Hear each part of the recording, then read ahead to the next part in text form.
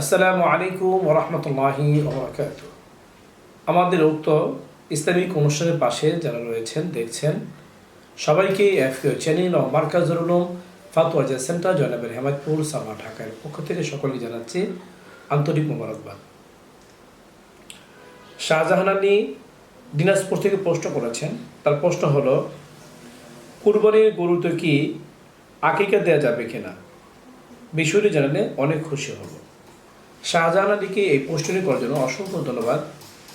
তার প্রশ্ন উত্তর হলো, গরু হোক, মহিষ হোক, উট হোক, যেগুলোতে একাধিক ব্যক্তি শরিক হতে পারে এমন পশুতে কুরবানির পাশাপাশি আকিকা দিতে পারবে, কোনো সমস্যা নেই।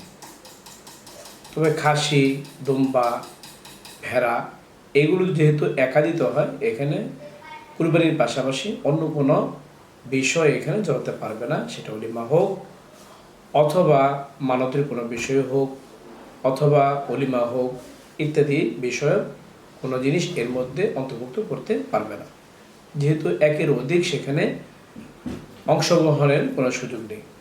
তবে যদি গরু হয়, উট হয়, মহিষ হয়, সেই ক্ষেত্রে কুরবানির পাশাপাশি অন্য কেউ যদি অলিমার জন্য শরিক হয় অথবা আকিকার জন্য শরিক হয় তাহলে সেই সুযোগ রয়েছে, কেননা অলিমা আকিকাও এটি ইবাদতের একটি অন্তর্ভুক্ত।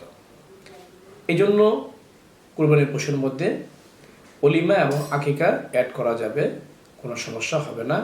এর অনুমতি ইসলাম কর্তৃক রয়েছে।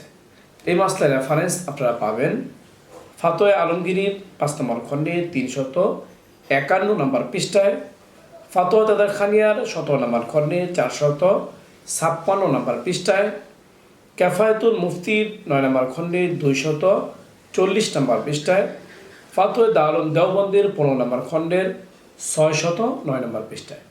যে মাসলাটি বর্ণনা করা হলো, আল্লাহ পাক রব্বুল আলামিন আমাদের সবাইকে এই মাসলার আমল করার তৌফিক দান করুক। এরকম গুরুত্বপূর্ণ ইসলামিক প্রশ্নের উত্তর জানতে চাইলে এখনও যারা আমাদের ইউটিউব চ্যানেলটি সাবস্ক্রাইব করেননি, সাবস্ক্রাইব করে নেবেন। দিনই খাতিরে ভিডিওটি লাইক ও শেয়ার করবেন।